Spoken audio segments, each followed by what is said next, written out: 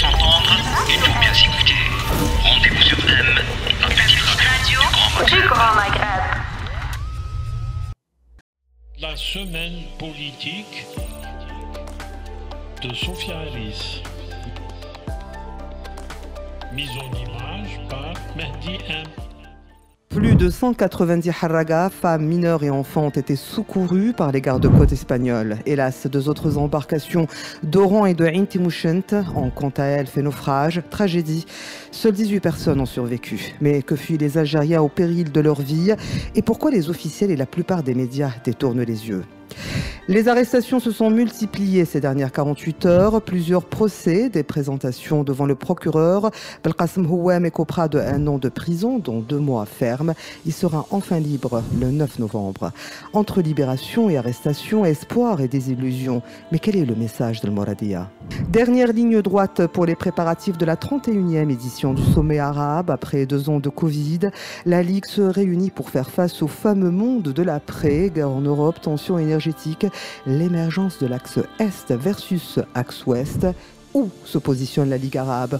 Autant qu'organisation quand la politique de ces pays oscille entre l'Ouest et l'Est, avec un enjeu de taille pour cette institution, se renouveler ou disparaître. Une Ligue arabe qui se tiendra sans Sa Majesté Ben Salman d'Arabie Saoudite, absent pour des raisons de santé. Une absence qui ouvre toutefois la porte aux spéculations. Est-ce que l'absence de Ben Salman ne serait pas en raison de la gêne que provoquerait le sujet de la cause palestinienne? Sujet au cœur des préoccupations de cette ligne selon l'Armamara, ou est-ce que, faisant les yeux doux aux BRICS, le cœur de Sa Majesté serait déjà ailleurs? Dans un monde d'alliances et de réel politique, est-ce que la Ligue arabe intéresse toujours au-delà de la symbolique idéologique? Quant à l'arrivée du roi du Maroc, Mohamed VI, la seule véritable question, est-ce que Rabat dépassera des frictions bilatérales pour privilégier, à l'instar de tous les pays arabes présents, l'intérêt commun international, feuille de route pour explorer un mécanisme de plafonnement des prix? L'Union européenne réussira-t-elle à faire bloc afin de baisser le prix du gaz? Entre stratégie et besoins énergétiques, l'Union européenne balance, Paris et Berlin divorcent. La semaine politique de Sophia Harris. Mise en image par Mehdi M. Mesdames, Mesdemoiselles, Messieurs, bonsoir. On se retrouve de nouveau, comme tous les mercredis, pour votre rendez-vous du Café Presse Politique afin d'aborder l'actualité de la semaine. Pour en parler avec nous, nous avons le plaisir d'accueillir d'abord Rachid Hassani, chargé de communication du parti RCD. Merci d'avoir accepté l'invitation. Merci à vous. Avec bonsoir. nous également, bonsoir. Avec nous également, Monsieur Maître Nourdine Ahmin. Grand avocat qui vient de très loin, Monsieur Qadi Hassan, pour être avec nous, ainsi que Monsieur Nazim Zerieb Boukhalifa, ancien cadre de la Sonatrach reconverti, et Monsieur Qadi Hassan, journaliste. Bonsoir. Nous allons commencer, donc effectivement, comme nous l'a dit notre amie Sophia Harris, on a été très heureux la semaine dernière des libérations, mercredi dernier, des libérations du journaliste Mouloud Hamouch, de Mouloud Mohamed, oui, voilà, je me perds, ainsi que des enseignants universitaires qui ont été libérés. Ça a été, c'était un signe d'espoir, mais tout de suite après, encore une fois, des arrestations, encore une fois, d'abord le journaliste des Cholor a été jugé hier, il a écopé de 1 an de prison avec 2 mois fermes. Il sera libéré le 9 novembre, donc pour son article sur les Degletenor. On a également M. Abdelkrim Zrilij qui sera jugé demain. Il a 1 an également ferme avec 10 millions. La journaliste Linda Nasser a été convoquée par la brigade de la gendarmerie de Constantine, donc auditionnée, mais on n'a pas encore de suite pour elle. Debari Sohaib mis sous contrôle judiciaire par le procureur de Cheraga. Lundi dernier, c'est Tadjadid qui a encore été ramassé. Donc ça a été un espoir de courte durée, malheureusement. Maître Ahmin. مساء الخير، شكرا على هذه الدعوة. فيما يخص القضايا التي عرضت على العدالة وقضايا الحراك تحديدا، فعلا كما تفضلت وقلت بأنه كنا يعني من خلال المحاكمات الأخيرة والتي ونتائجها أين تم إطلاق سراح العدد الكبير من المعتقلين، وحتى الأحكام كانت أحكام إلى حد ما إيجابية، ما دام أن هناك الأحكام بالبراءة. وحتى الذين أدينوا أيضا تم يعني حتى الإدانة كانت سمحت لهم بالخروج، لأنه قضوا المدة اللي كانوا فيها في الحبس كما يسمى، تم تغطية المدة، والمهم أنهم خرجوا. فعلا فرحنا وقلنا ربما هناك صفحة جديدة، طوينا الصفحة القديمة رايحين نفتحوا صفحة جديدة في هذا المجال. لكن الاعتقالات الأخيرة هذا يعني وضعت حد لهذه الفرحة، وأيضا ماهوش فقط وضعت حد لكن عدة تساؤلات. لماذا؟ الإنسان يتساءل وعلاش؟ وش راه صاير في هذه البلاد؟ شكون يحكم في هذه البلاد؟ لأنه علامات استفهام، ما كانش حاجة واضحة.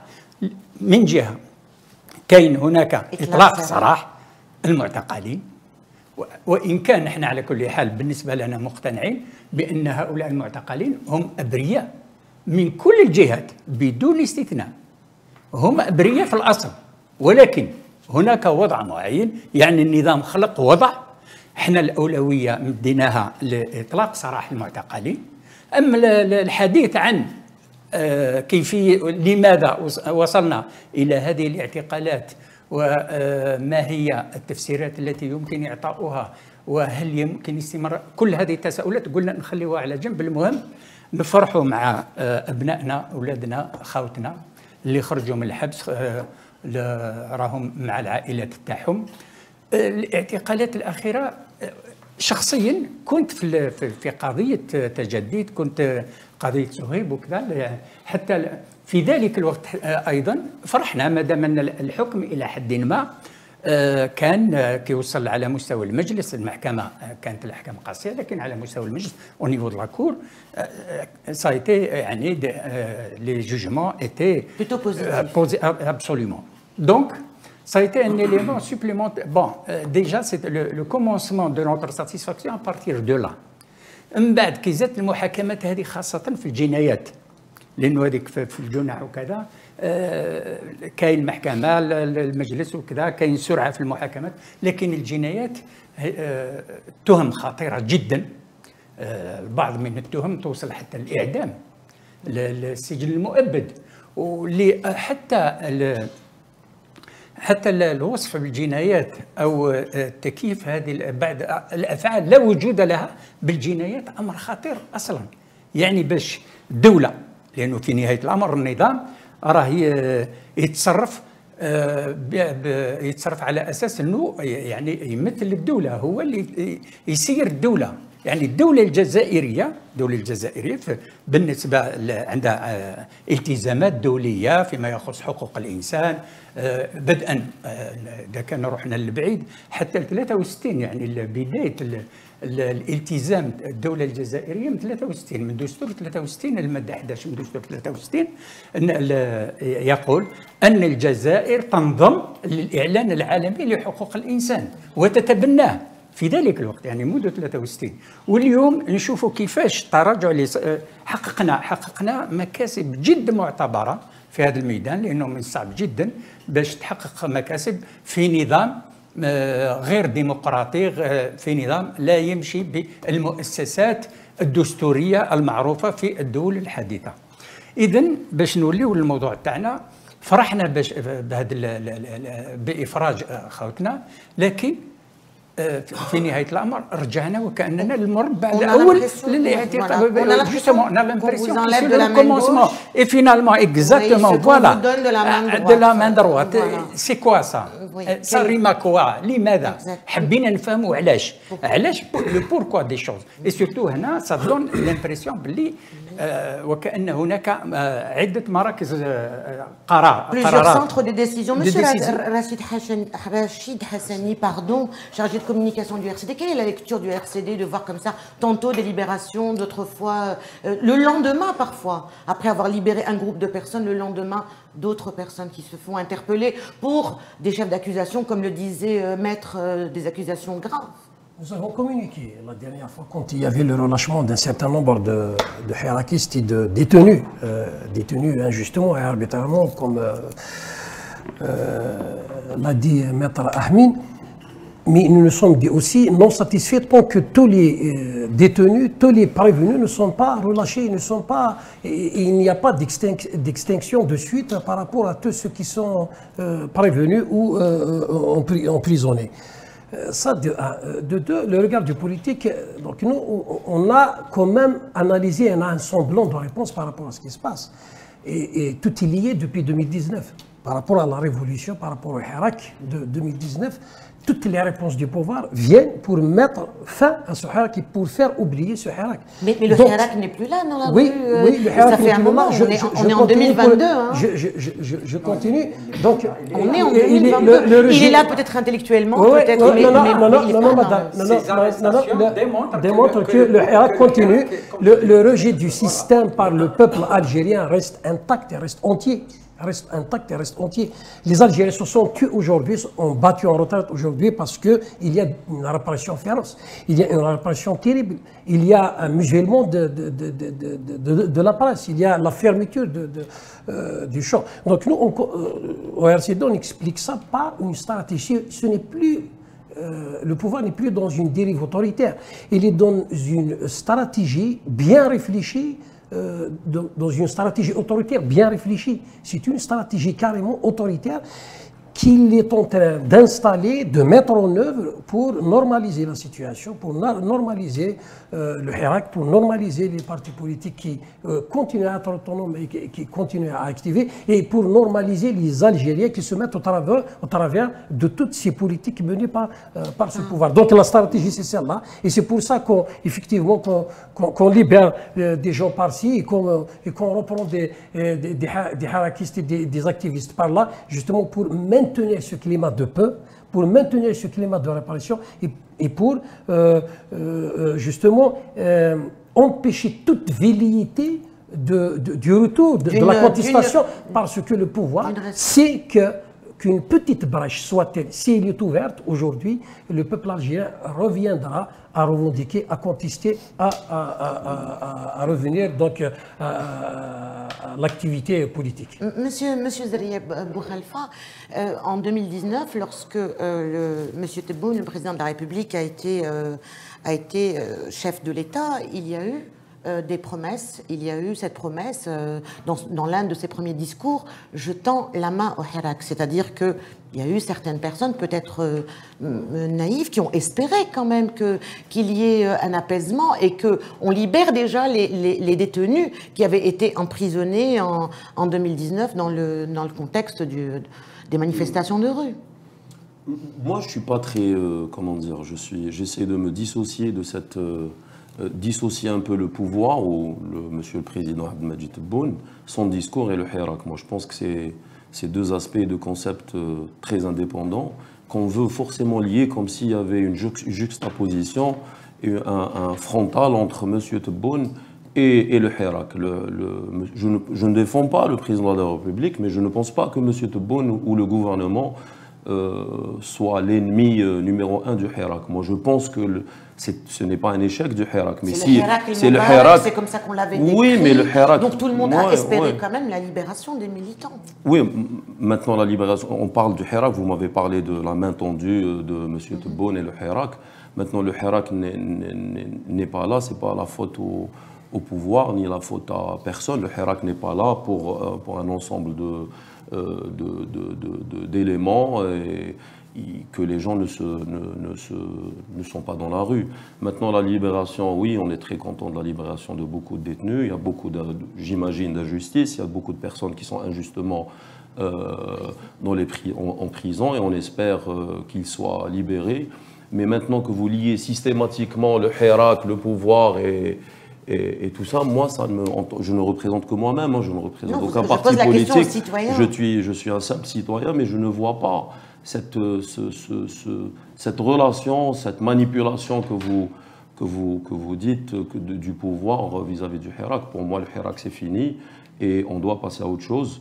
Le Hirak, on a eu mais beaucoup... Mais peut-être que les militants ont envie de passer à autre chose, mais on ne leur donne pas l'occasion parce qu'on passe notre temps à... Oui, mais on entend dire que le Hirak a été volé par le pouvoir. Le pouvoir est en train de réprimer pour le plaisir, pour son plaisir.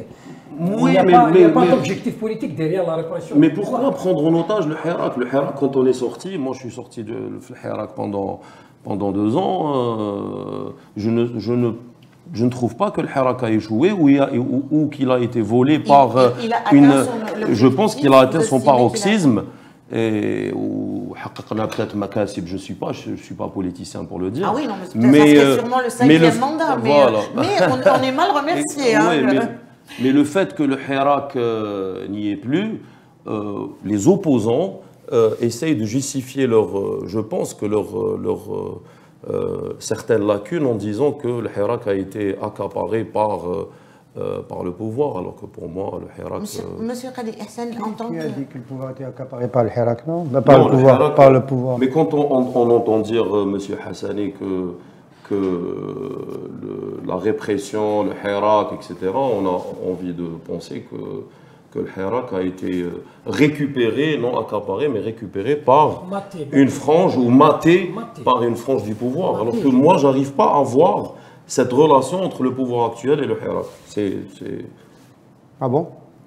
C'est pas une relation de répression Non, la répression, elle peut exister. Mais pourquoi elle est liée au Hirak? Pourquoi on pense que le Hirak n'y est plus? Parce qu'il y a eu répression. C'est ça ma question. Je peux répondre. Voilà, c'est un questionnement aussi. Bon, d'abord, si le Hirak s'est arrêté, c'est à cause de la répression. Quand il n'y avait pas de répression, les Algériens continuaient de sortir. Y compris, il faut le rappeler, après une très longue période de confinement, de respect des règles sanitaires. Voilà, et donc, lorsque l'anniversaire des 2 ans est arrivé, le 16 février 2021, c'est pas loin, le Hirak a redémarré à Kharrata, là où il avait démarré la première fois, puis il a redémarré dans les grandes villes d'Algérie. Et de mon point de vue, il a été réprimé parce que le pouvoir avait misé, il avait fait ce calcul, pour une fois intelligent, d'essayer de laisser les marches populaires se dégonfler d'elles-mêmes. Les gilets jaunes se sont fatigués d'eux-mêmes et se sont arrêtés. Ils ont fait un peu le même calcul et ils se sont rendus compte que, en fait, non. En 2021, au printemps 2021, week-end après, vendredi après vendredi, le risque d'une amplification du Hirak était là. Dans des villes où il s'était arrêté, il commençait à reprendre, et dans des villes où c'était moyen, il devenait de plus important, et la marche Bab Louad vers Alger devenait de plus en plus, même s'il y a des douches morades, ça avait baissé, on avait dit les couches moyennes ont plus ou moins déserté le Hirak de la 2e saison, mais les couches populaires étaient présentes et elles ont été de manière de plus en plus empreintes. C'est la répression. Et dans la répression, il y a une sophistication, donc il y a on s'est mis à arrêter avec des cercles de plus en plus concentriques, et aujourd'hui, tout est construit autour du Hirak. S'il y a un seul mot qui définit la vie publique en Algérie aujourd'hui, tout comme il définit le préambule de la Constitution du 1er novembre, c'est le mot Hirak.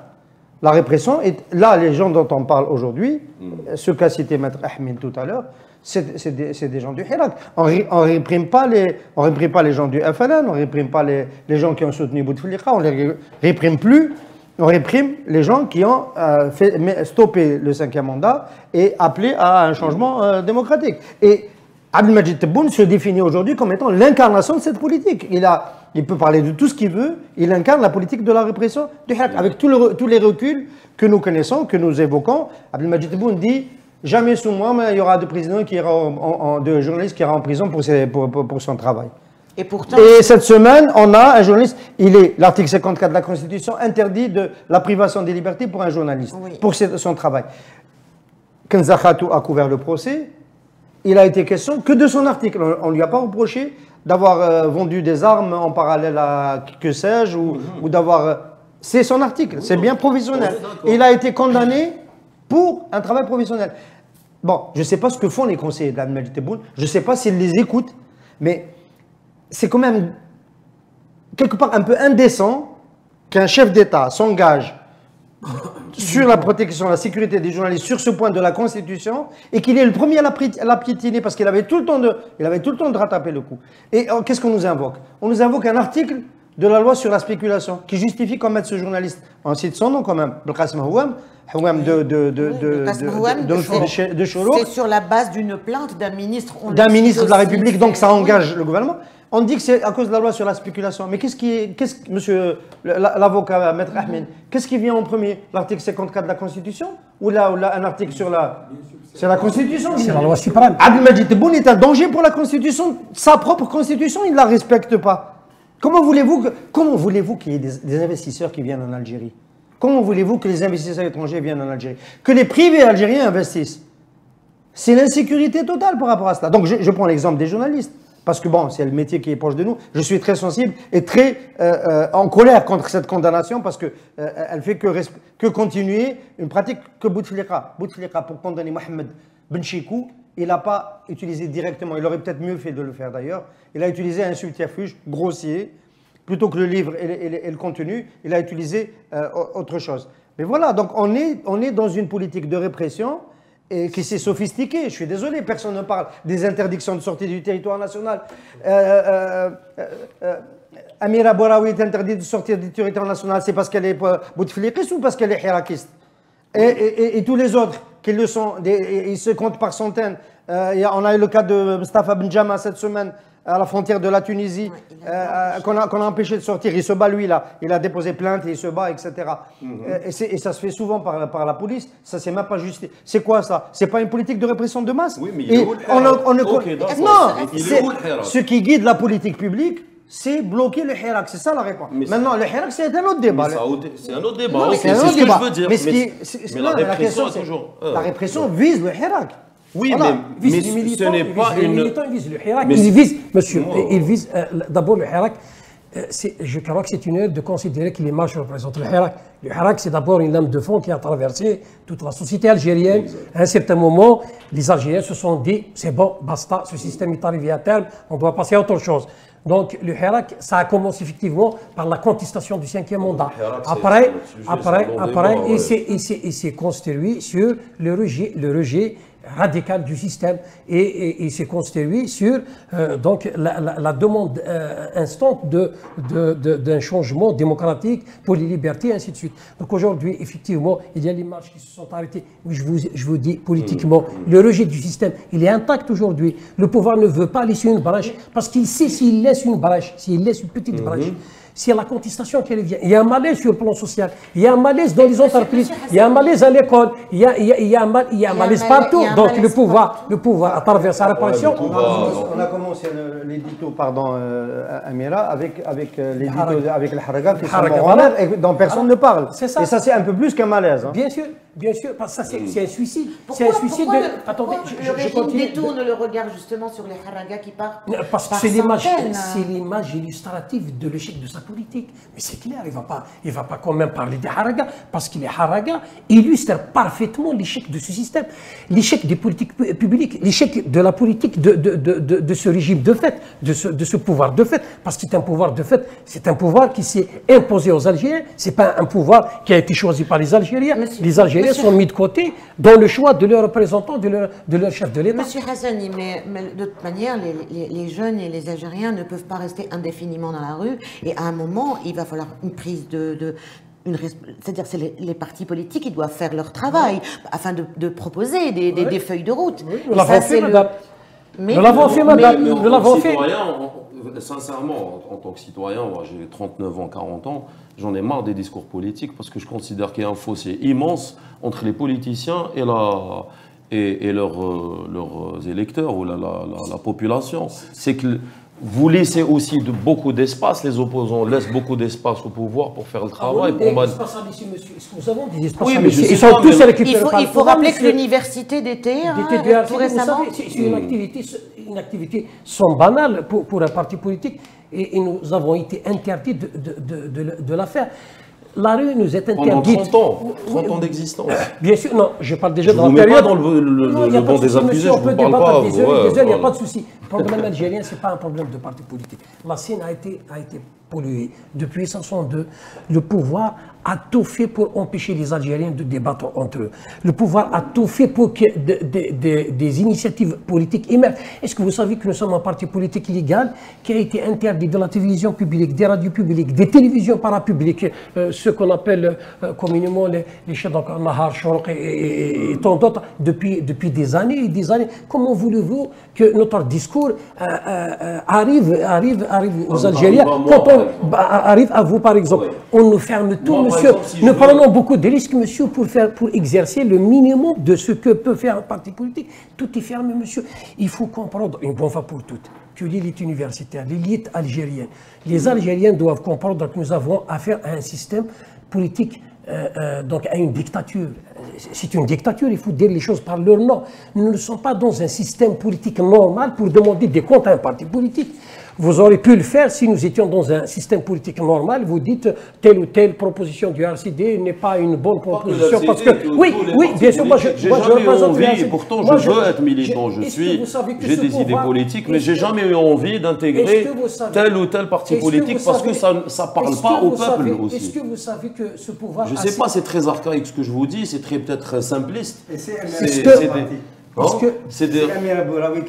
Oui, je peux intégrer son parti parce que je la sens plus...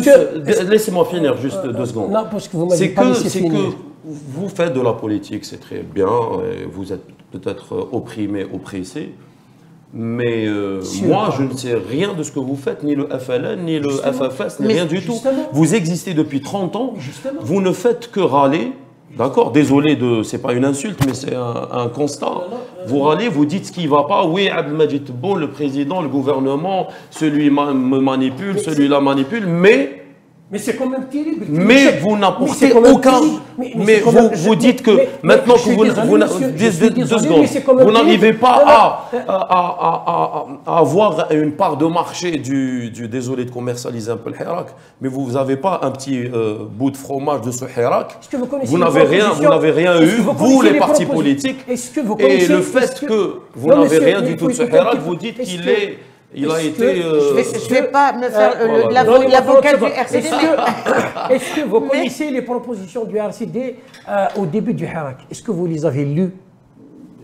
Peut-être que vous pouvez me dire vous ne pouvez pas nous critiquer, monsieur. Vous ne pouvez pas nous critiquer parce que vous ne les avez pas lus de deux. Mais c'est quand même incroyable qu'aujourd'hui, dans l'Algérie d'aujourd'hui, l'échec du pouvoir depuis 1962 est imputé aux partis politiques de l'opposition. Est-ce que vous savez, monsieur, que le pouvoir a même créé sa propre opposition, ses propres partis politiques? Est-ce que vous le savez? Est-ce que vous savez que ce pouvoir a pollué la scène politique, la scène syndicale? Justement parce que ce pouvoir vous empêche de comprendre. C'est ce pouvoir qui vous empêche de comprendre, c'est pas nous. C'est le pouvoir qui ferme tout. Sûrement manipulé par... Non, je ne suis pas dans la... C'est jamais de votre faute, c'est ça le problème, les politiciens. C'est toujours la faute. Aujourd'hui, donc c'est le procès des partis politiques. Le procès doit être fait à ce pouvoir. Le procès doit être fait à ce pouvoir. Peut-être à une certaine élite démissionnaire aussi. Mais il ne peut pas être fait à des partis qui ont toujours essayé. C'est vrai qu'on peut faire le bilan des partis politiques. On le fait au RCD. Peut-être qu'il y a eu des phases où nous avons peut-être manqué. Mais ce n'est pas ça l'essentiel, monsieur. Aujourd'hui, c'est le pouvoir qui ferme tout, monsieur. Et je ne suis pas un adepte de la théorie de la complotite. Moi, je ne dis pas que tout est complot. Je ne suis pas défenseur du régime. Moi, je suis convaincu d'une chose. Je suis convaincu d'une chose. Le changement du système viendra par un rapport de force. Il viendra par un rapport de force politique, par un combat pacifique, par la sensibilisation, par la mobilisation des Algériens. Ce n'est pas un combat qui est un combat RCD tout seul. Nous ne sommes pas la conscience de ce pays. Nous ne sommes qu'un instrument en main des Algériens pour faire aboutir leurs revendications, de faire changer ce système. Nous ne sommes pas tous dans cette Algérie. Tout le monde doit y mettre du sien pour qu'on arrive à changer ce système. Maître Ahmed, dans la loi, par rapport aux journalistes, parce que là, Mohamed Mouloudj vient de quitter les geôles, et là, Belkacem Houane, qu'on condamne, apparemment c'est pour couvrir le temps qu'il a passé en prison, parce que c'est... Ça va au-delà. Ils auraient pu le 9 novembre, oui. Donc le journaliste de Shorok rentre le 9. On apprend la convocation de Linda Nasser à Constantine, c'est l'ancienne journaliste du journal Liberté qui n'existe plus. Abdelkarim Zril sera jugé demain. Cette manière de maintenir la pression sur les journalistes, est-ce que c'est pas la volonté et clairement de museler? D'abord, حبيت نقول كلمة برك في تفضل أستاذ. La détention des journalistes, vous avez oublié un journaliste qui est en prison. Boras, oui, qui est vraiment, c'est la honte de l'Algérie, c'est la honte de la presse algérienne, c'est la honte des journalistes, parce que le fait de ne pas se mobiliser pour une sommité pareille journalistique, je pense que c'est une honte pour je risque de dire pour l'ensemble des journalistes. Il faut le dire, il y a des exceptions, bien sûr. On avait l'habitude de citer toujours son nom. À la fin du voilà. Pour moi, il n'y a pas suffisamment de mobilisation pour Hassan Boras. Et Hassan Boras, il a commencé sa lutte depuis, personnellement, je l'ai défendu en 2001. Et depuis jusqu'à présent, je continue à le défendre en 2015. Il a été emprisonné, il a été poursuivi même pour des affaires criminelles. On l'a défendu. Heureusement qu'on a eu, bon, au moins on a pu le soustraire de la prison. Il a eu un prix de... oui, le Frontline. Oui. C'est un prix international. Un prix international. Et cette sommité de la lutte pour la liberté de la presse, pour les libertés démocratiques, pour la démocratie, malheureusement, on n'a pas fait grand-chose pour lui. Parce qu'il est à Al-Bayt? Non. Parce qu'il est dans une... il me semble, rappelle-toi, Hassan, bon, bien sûr. Oui, il y a Mohamed Yasmi aussi, le militant écologiste. Quand j'ai eu tu m'as posé la question, c'est le poids de l'intérieur, le poids de l'autorité de l'intérieur du pays. C'est ça, malheureusement. Et ce poids-là s'exerce sur quelqu'un comme Hassan Boras. Et ça, c'est très grave. Si on n'essaie pas de défendre Hassan, on ne peut pas parler de la presse. Ses propres collègues, ses propres confrères ne l'ont pas défendu. C'est très grave. C'est ça le vrai problème au niveau de la presse. Et ce problème se pose. Maintenant, je veux bien dire un mot. Je pense que le Hirak, c'est quoi le Hirak? Le Hirak, c'est une lettre, c'est un message, c'est un esprit. C'est un esprit. Cet esprit, c'est quoi? Cet esprit remonte dans l'histoire jusqu'à 63, juste après l'indépendance. Et Hassan le sait très bien, et je pense que vous aussi, bien sûr.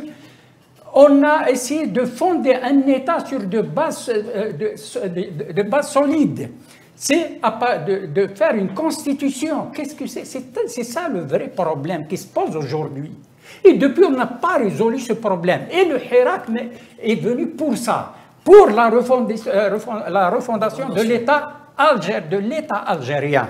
Pour refonder. Et pour refonder, c'est quoi? Il faut aller vers... Ce n'est pas un problème de réforme.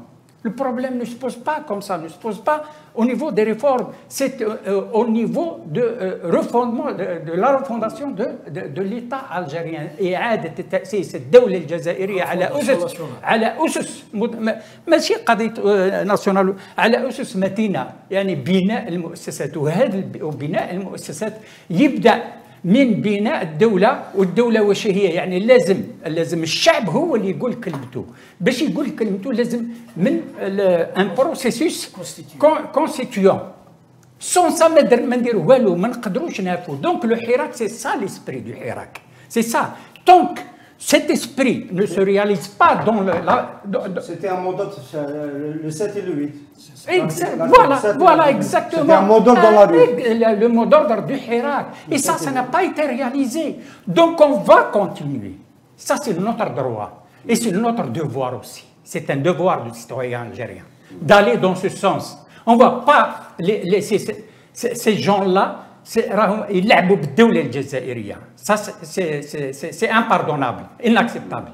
Voilà, pour revenir à la question des journalistes, la loi les protège et ils sont le sel de la cité, c'est eux qui ramènent l'information. Vous savez, maintenant, on subit parfois des rumeurs, on nous dit qu'un tel... Parce que les gens cherchent l'information dans les réseaux sociaux, alors que le média est censé être là justement pour informer, pour qu'il n'y ait pas toutes ces injustices. Là, aujourd'hui, c'est les journalistes qu'on voit pointer du doigt. Jefferson, qu'est-ce qu'il a dit sur ce point-là? Il a dit, si j'ai à choisir entre un gouvernement fort et la presse, je choisirai la liberté de la presse. Ça, c'est Jefferson, le 3e, je crois, président des États-Unis d'Amérique. 4e pouvoir, le pouvoir de la presse est très important. Maintenant, هذه الاعتقالات تاع هاد المناضلين صحيح حراكيين وميم طون كاين زوج حوايج باش نوليو الحراك باللي حبس وكذا كاين حاجه اللي لازم نعرفوها هذا خلق التهم بالارهاب والنظام خلق من جهه منطقه القبائل اعطى لها الماك والباقي المناطق اعطى لها رشاد باش هكذاك يقسم الجزائر باللي هاوي كاين الارهاب ومنطقه القبائل لانه شاف باللي الحراك راح يعاود بحكم نضال هذه المنطقه il faut le reconnaître parce que هذه المنطقه نضلت ما ننساوش de lutte depuis exactement surtout l'histoire récente c'est les 80 les événements de 80 الربيع الامازيغي في تاع 80 وانطلاقا من الربيع الامازيغي الانطلاقه كانت بسيطه خاطر محاضره تاع معمري بربري ماشي مازيغي الربيع ما عليناش معليش انطلقنا منها برك في نهايه الامر وصلنا حتى للنقاش بالمطالبه الحقوق الفرديه والجماعيه في هذاك الوقت انطلقت هذه الفكره تاع المطالبه بالحقوق بيان سور دونك هنا لحقنا وين هذا النضال تاع الشعب الجزائري انفجر في 22 فبراير 2019 باش يقول الشعب كامل باش وصل باش يخرج 23 مليون في جمعه شيء اللي عمرها ما صرات في التاريخ البشري عمرها ما صرات باش النظام لو كان جاي يخمم في الجزائر كي نقول النظام السلطه الفعليه لو كان جاوا يخمموا في الجزائر هذا القوه الخلاقه لو كان مشى معاها خاطر الشعب الجزائري يمشي معاها فقط لو كان استعمل هذا النظام عنده وسائل الدوله في يده لو كان وظفها باش نبني ونروحوا نبنيو لو كان اليوم خلاص الانطلاقه بدات منذ مده لكن هما فكروا في النظام تاعهم في البقاء تاعهم حابين يديونا الكارثه والهاويه هذا هو المشكل اللي راح صاير في الجزائر بالنسبه دونك bien sûr c'est trop fataliste je pense mais bon vous avez peut-être raison mais donc voilà le vrai problème des ça fait peur non c'est pas notre métier de faire peur et c'est pas notre vocation de faire peur. Non c'est si on regarde les choses objectivement vous êtes investisseur vous êtes en Algérie on a parlé tout à l'heure des départs des Harraga. La question se pose pourquoi les Algériens l'Algérie elle a un PIB par tête d'habitant qui est respectable. Elle a un gap de ce qu'on appelle l'indice Gini qui est peut-être le meilleur en Afrique. C'est-à-dire que c'est un pays yerham moulado. On a une tradition de la révolution algérienne, de sociale, etc. C'est un pays où ils peuvent faire très bon vivre. Exact. Il faut se poser la question pourquoi quand même les Algériens partent, notamment maintenant dans les élites, etc. Parce que ce rendez-vous manqué de 2019, ça laisse augurer le pire. Les Algériens qui ont le rendez-vous manqué de l'ouverture de 88. On n'arrivera pas jusqu'à... On va pas refaire le même itinéraire. Il n'y aura pas de sang qui va couler. Il y a de la prison. On empêche les Algériens de sortir à l'étranger. On les traque sur Facebook. Al-Majid Tebboune a reçu le directeur de l'Afrique du Nord, Mina, de Facebook la semaine dernière, pour parler de محاربة الشتم والقذف والكراهية وخطاب الكراهية في Facebook. Bon, enfin, moi j'aurais voulu qu'il parle J'espère qu'il l'a fait, que ses conseillers, encore une fois, lui ont recommandé cela, d'attirer Facebook, d'installer ces data centers pour l'Afrique, de les installer en Algérie où le coût de l'électricité est l'un des plus bas dans le continent. Et on aurait du flux. Tous les gens qui feraient des requêtes Facebook, ce seraient des requêtes locales, on ferait des économies d'importation intelligentes et on aurait un investissement extérieur. Plutôt que de parler que de chitm et sur Internet. Mais là, ce rendez-vous manqué, il a créé une dépression dans le pays. Il y a une dépression chez les Algériens. Ils ont beaucoup rêvé, nous avons beaucoup rêvé. Et à un moment donné, on est déprimé. Et reconstituer les choses à l'identique, ce n'est pas possible. Aujourd'hui, c'est pas... Moi, je regarde la passion que met Maître Ahmed pour raconter cet épisode-là. C'est vrai que ils ne peuvent pas attirer les compétences pour travailler avec eux. Ils ne peuvent pas diffuser de la confiance. Quand tu entends Abdelmajid Tebboune dire à Sewali امضي avancez واش بيك خايف تروح للحراشه ما يقولوا لك بلي هذا الطاقم هذا راح يروح من على شهرين رانا هنا Sewali ont peur de signer, ils ont peur d'avancer, de jouer leur rôle. Enfin, il est trop important. Donc on est dans une situation de défiance qui est interne aussi au système, qui n'est pas seulement entre le système et la société, qui ne va pas nous faire avancer. Maintenant, ce que je veux ajouter, c'est que ce n'est pas trop tard.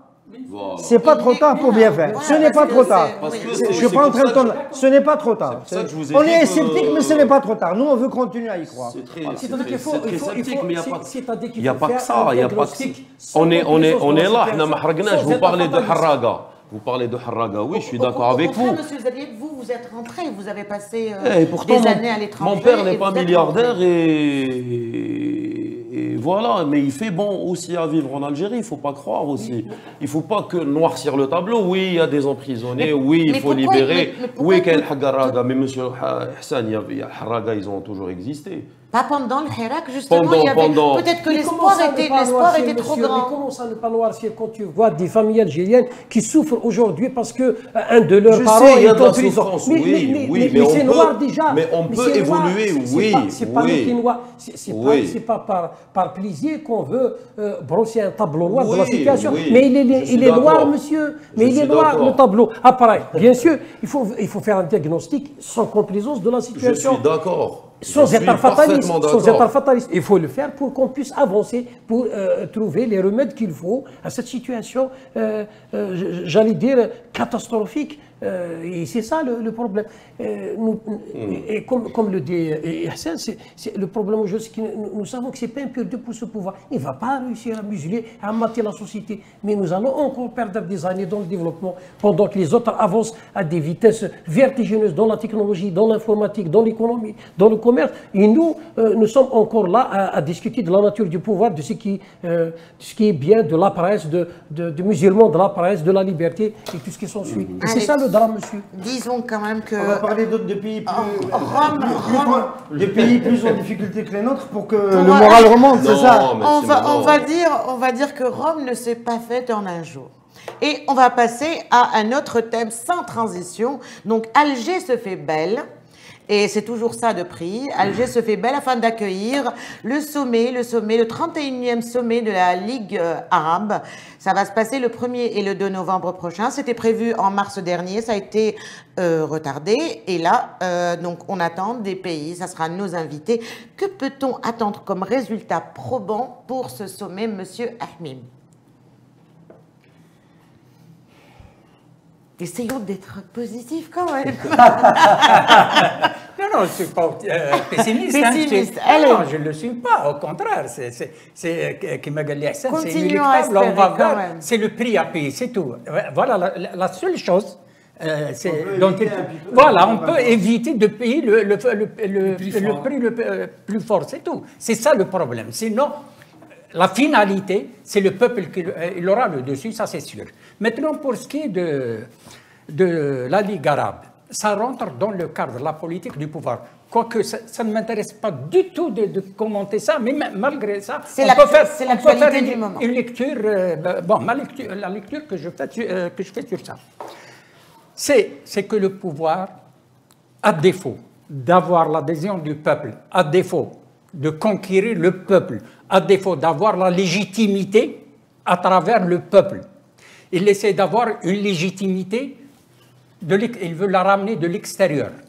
Donc, parmi sa démarche dans ce sens, c'est de faire un semblant d'activité politique et de présenter l'Algérie comme étant une plaque tournante dans je ne sais pas quoi. Alors, voilà, qu'est-ce qu'il faut faire? Et tiens, le sommet de la Ligue arabe, tout en sachant que maintenant, il y a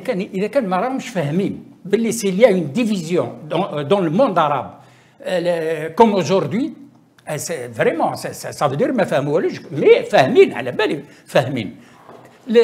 Pour réunir le monde arabe, c'est impossible. Sur la question palestinienne, uniquement ce point-là. D'un côté, tu condamnes des pays qui ont, comment dirais-je, en France, normalisé, voilà, la normalisation avec Israël. Et de l'autre côté, tu fais tout pour les ramener, pour dire que mais c'est quoi ça? On dit, et tout en, bien sûr, voilà, le Palestine dans les mains, c'est quoi cette politique? C'est ça le vrai problème. Donc le pouvoir cherche à je ne sais pas, une image, voilà, à travers ces activités. C'est quand même des rencontres qui se font depuis à peu près 77 ans, c'est pas rien. Est-ce que...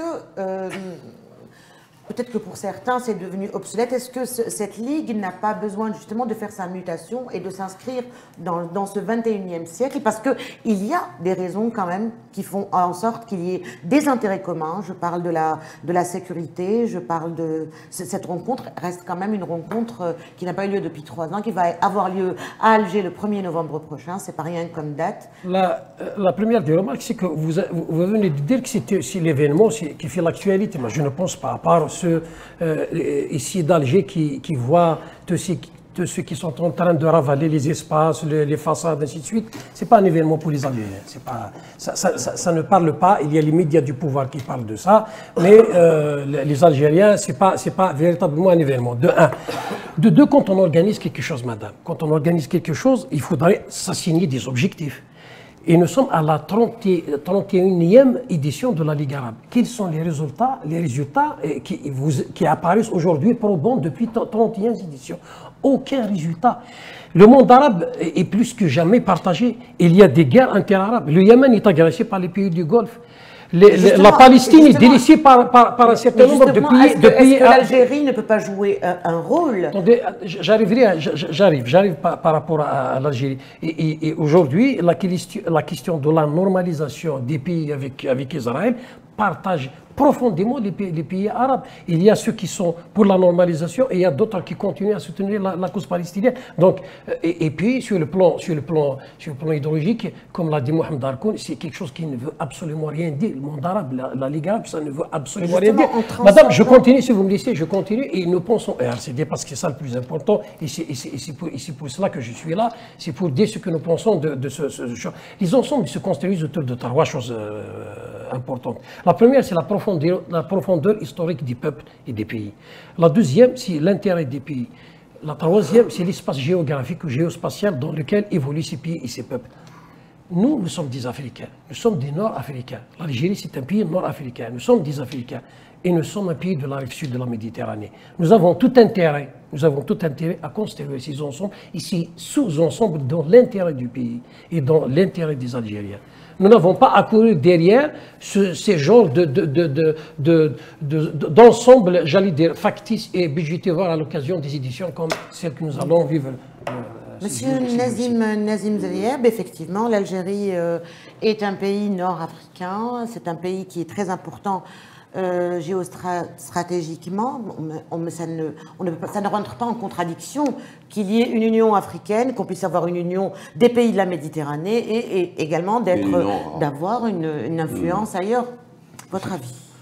Moi, je ne suis pas très d'accord avec quand il dit qu'on ne partage pas avec, quand vous dites, pardon, je vous tutoie, vous dites on n'a aucun lien avec les pays arabes, on est Amazirs.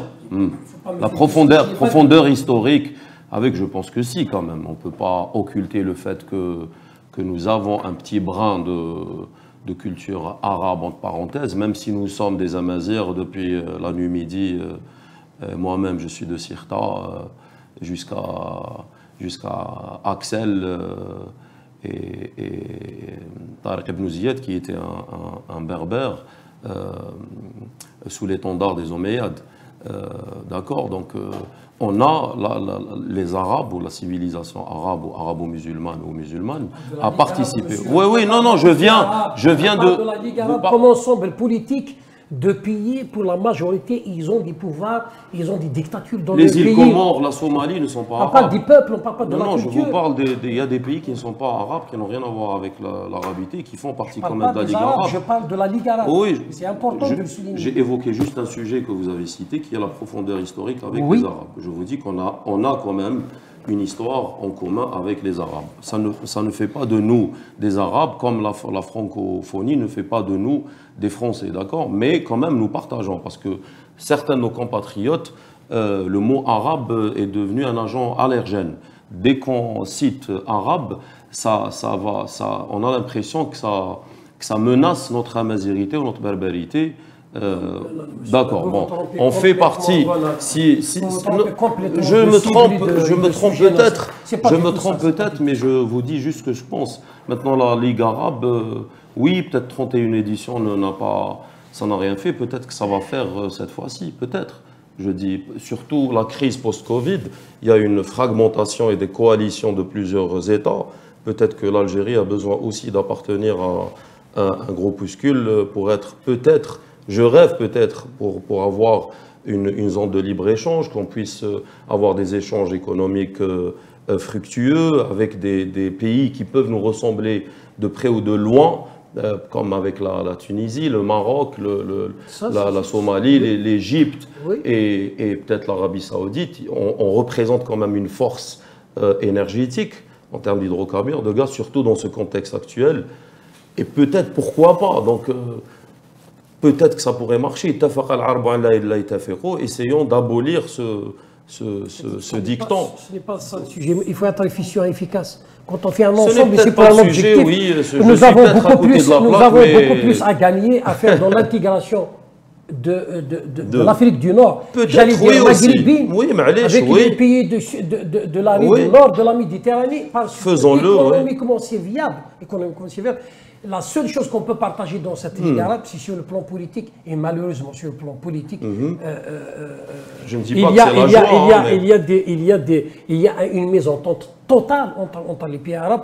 Et il y a, par exemple, je cite le cas de l'Iran, qui n'est pas tout le temps cité. L'Algérie a des relations, disons, un peu plus privilégiées avec l'Iran. L'Iran est en conflit avec les pays du Golfe. Tu ne peux pas avoir, y compris des relations privilégiées avec l'Iran, et avoir des relations privilégiées sur le plan diplomatique et politique avec les pays. On peut s'entendre avec ses voisins, même s'ils s'entendent. C'est ça. J'ajoute.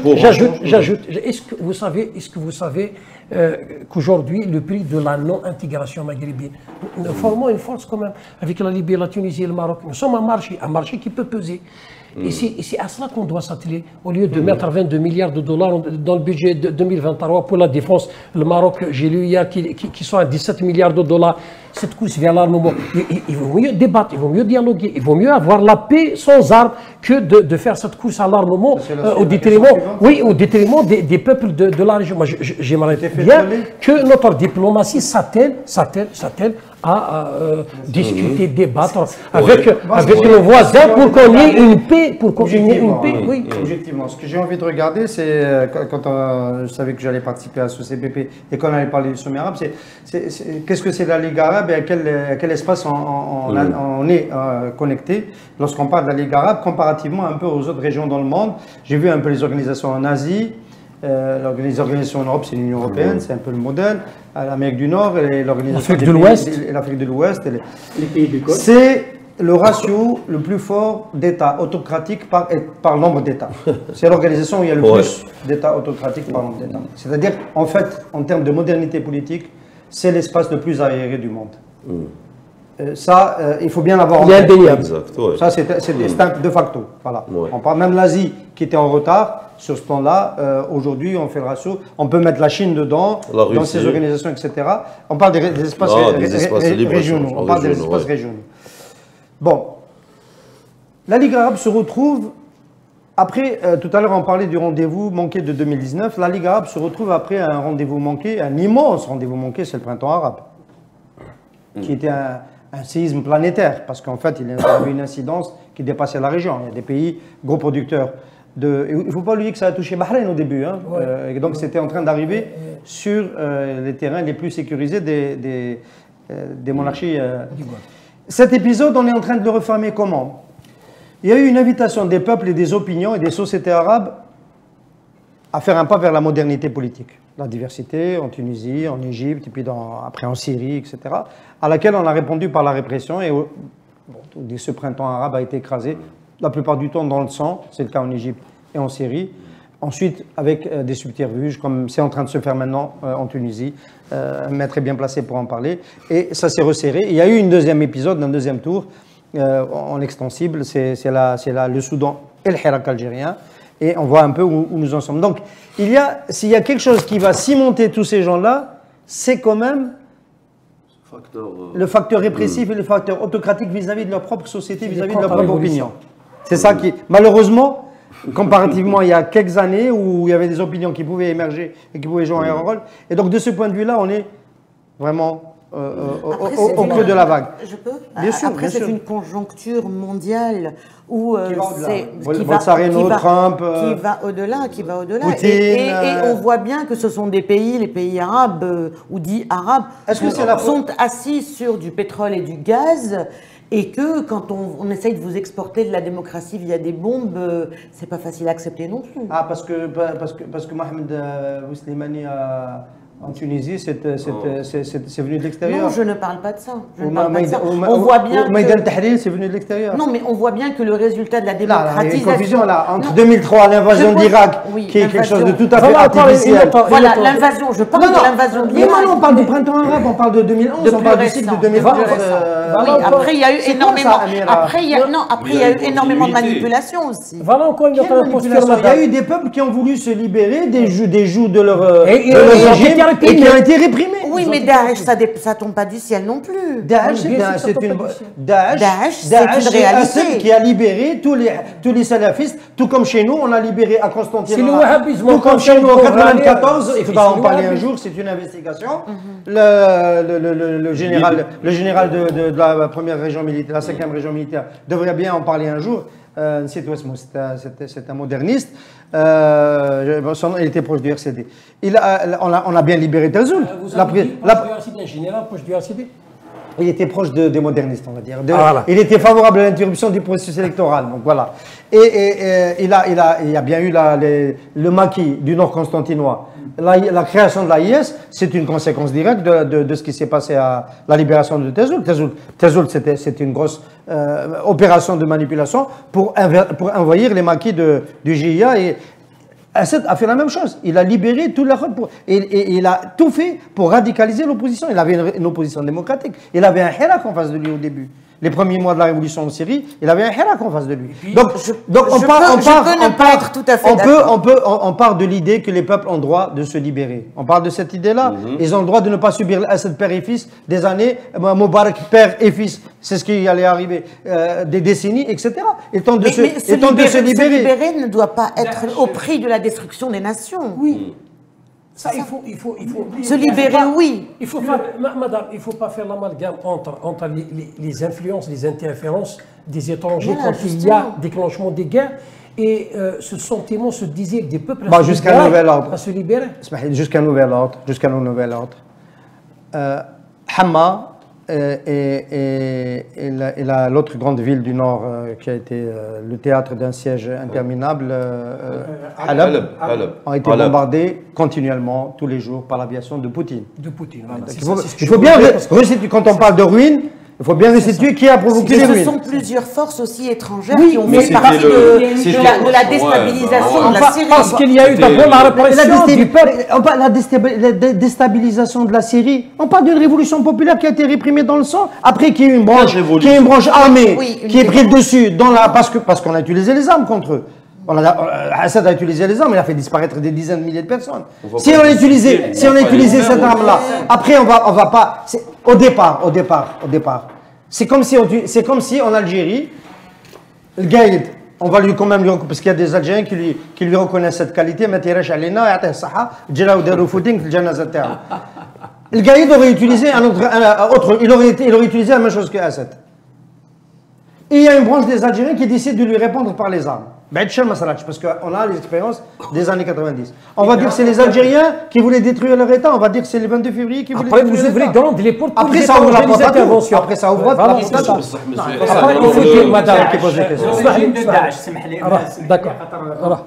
De Daesh, c'est quoi? Qu'est-ce qui s'est passé exactement? L'invasion de 2003 de l'Irak, la dissolution de l'armée irakienne. Le chef de Daesh, Kounhoua, c'est l'un des militaires de l'armée irakienne. La majorité, c'était ça, c'est pour prendre leur revanche. Et c'est ça la naissance de Daesh. Ça s'appelle une mutinerie, monsieur. Non, non, c'est comme ça que ça a été né. Non, une mutinerie. Il n'était plus militaire. Il n'était plus. Du jour au lendemain, tu es encore militaire. C'est pas du tout en termes de mutinerie, non. C'est une armée. Et une fois qu'il y a eu l'invasion des États-Unis, bon, les Américains, ils ont pris la décision de dissoudre l'armée. Il n'y a plus de l'armée. Donc, même les militaires, du jour au lendemain, ils n'ont plus leur solde. Ils ne touchent plus leur solde. Donc, c'est comme ça que les choses ont évolué dans ce sens, d'où le chef de Daesh, qui est un ancien de l'armée irakienne. Donc, on ne parle pas de Mohamed VI. Après, parce que là, l'émission est terminée. Non, je veux souligner quelque chose pour 10 secondes. Après, madame, il ne faut pas se tromper. Il faut comprendre une bonne fois pour toutes que la plus grande menace pour les peuples dits arabes ou les peuples dans les pays sous dictature, ce sont les dictateurs eux-mêmes. Le plus grand danger, ce sont les dictateurs, c'est ceux qui sont à la tête, qui n'acceptent pas à ce que ces peuples désirent se libérer. À chaque fois quand ils essaient de se libérer, ils les répriment, ils laissent libre cours, ils ouvrent grandes les portes pour les interférences et les influences et les interventions étrangères. Donc il faut comprendre que la dictature est l'ennemi numéro un des peuples qui veulent s'émanciper de cette dictature. Merci. Donc, oui, Mohamed V a confirmé. Il est mort en 1970. Mohamed VI, pardon, je ne sais pas pourquoi. Parce qu'on est à côté du boulevard Mohamed V. Mohamed V, effectivement, le boulevard où nous nous trouvons, c'est celui de Mohamed V. Donc, Mohamed VI sera parmi nous le 1er novembre. Jusqu'aux dernières nouvelles, il n'y a pas eu de démenti. Il n'y a pas eu de démenti. Et puis, on a eu, la journaliste tout à l'heure me disait qu'elle avait eu un journaliste qui travaille à Jaridat al-Jumhuriya wal-Ahram, Mustafa al-Kilali, parce qu'il y a énormément de rumeurs en ce moment. Donc, le journaliste qui travaille à al-Ahram, Mustafa al-Kilali, concernant les rumeurs de Sisi qui ne viendrait pas, a répondu à notre journaliste qu'il y avait eu les mêmes rumeurs à l'époque en Tunisie pour la réunion de la Ligue la dernière fois, et que jusqu'à présent, il allait faire partie de... Non, en deux mots, moi je pense que ce qu'il faut dire, c'est que le sommet était peut-être parti sur de bons auspices il y a encore quelques jours, et qu'il s'est passé un événement en cours de semaine. C'est MBS qui ne vient pas, mais par contre qui envoie... Non, MBS qui ne vient pas, l'équipe... Ça ouvre la porte à des défections en cascade. Parce qu'il y a des gens qui souhaitaient le rencontrer à Alger. C'est ça aussi, hein, c'est l'occasion de régler des affaires bilatérales. Un sommet, c'est pas que l'appareil que nous voyons nous à la télévision. Et donc, ça présente déjà beaucoup moins d'intérêt, en particulier dans une conjoncture comme cela. Et pourtant, aujourd'hui même, pardon Kadi, aujourd'hui même, ont commencé les travaux des experts afin de préparer les ordres du jour. Monsieur Ramtan Lamamra... Vous pensez à l'annulation du sommet parce que MBS n'est pas venu? Ramtan Lamamra, absolument, non, absolument pas. Mais Ramtan Lamamra rencontre ses homologues aujourd'hui également pour préparer. Est-ce que l'absence de MBS ça va à ce point entraîner un éventuel échec de ce sommet? Maintenant, on parle du casting. On est juste en train de parler du casting. On est juste en train d'évoquer les scénarios avec ou sans MBS. Avec MBS, on était plus sécurisé du point de vue du pays hôte qui accueille, d'avoir la majorité des chefs d'État et des rois, des membres de la Ligue arabe. Aujourd'hui, c'est beaucoup moins sûr. Voilà, aujourd'hui, c'est beaucoup moins sûr, y compris pour Mohamed VI.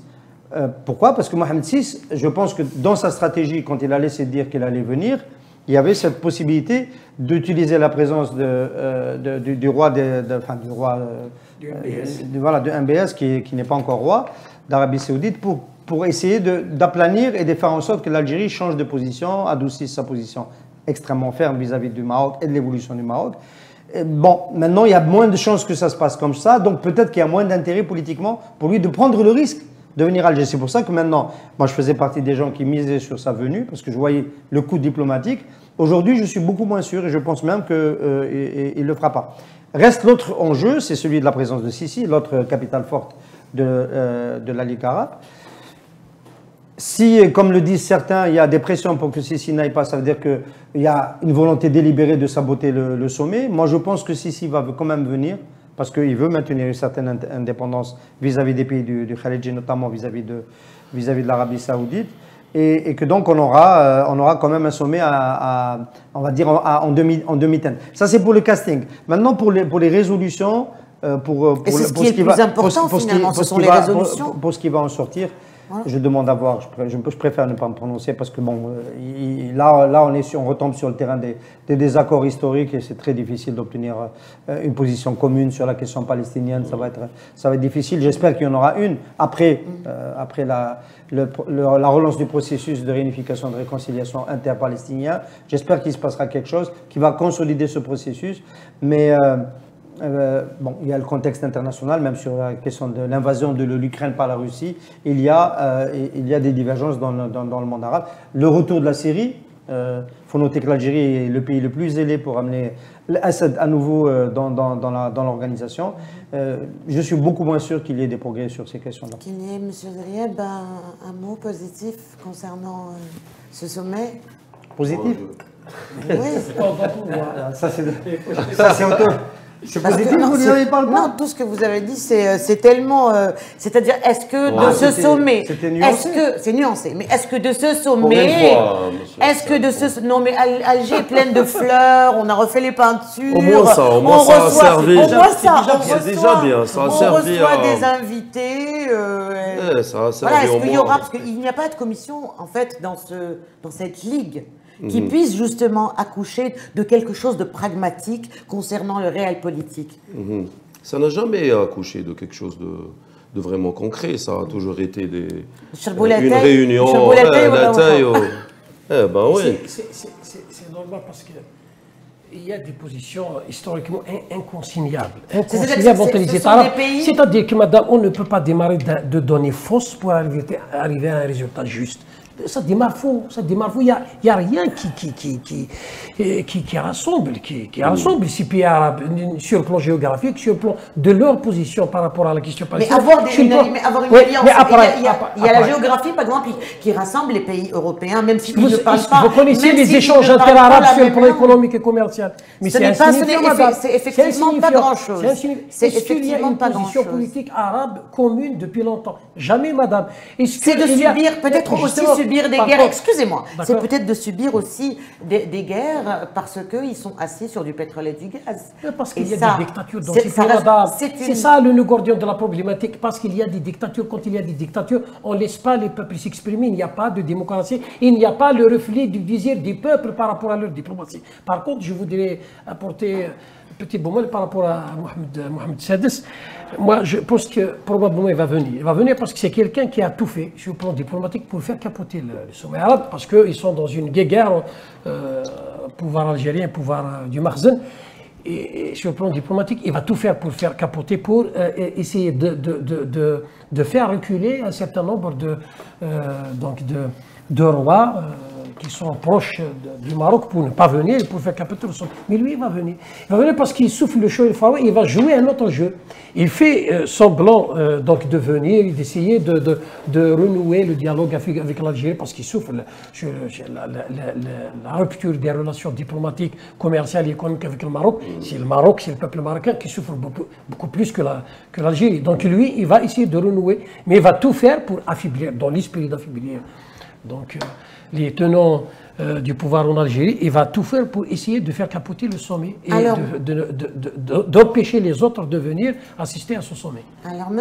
Hassani dit qu'il viendra, Je pense qu'il viendra. M. Qadi Ihsan dit qu'il viendra. Je suis plus sceptique. Probablement pas, on le saura très très bientôt. On rappelle que Maître Ahmim ira en compagnie de Maître Bouchechi demain afin de défendre leur confrère tunisien, M. Maître El Kilani. je n'ai pas écorché son nom, Monsieur Maître El Kinani, ancien bâtonnier tunisien. Bon voyage à vous, donc demain, merci infiniment. On peut dire quand même qu'il n'est pas poursuivi pour violence conjugale, mais qu'il est poursuivi par le président Kais Saied, qui incarne la nouvelle Ligue arabe. Qui incarne la nouvelle dictature tunisienne. Absolument. Donc voilà. La dictature constitutionnelle. La dictature constitutionnelle. Merci messieurs, merci. Laissez-nous nous exprimer. Donc il y aura moins de dictature si on arrive à parler. Merci infiniment. Rendez-vous mercredi prochain à votre rendez-vous Café Presse Politique. Merci. Au revoir. Pour bien s'entendre et pour bien s'écouter, rendez-vous sur M.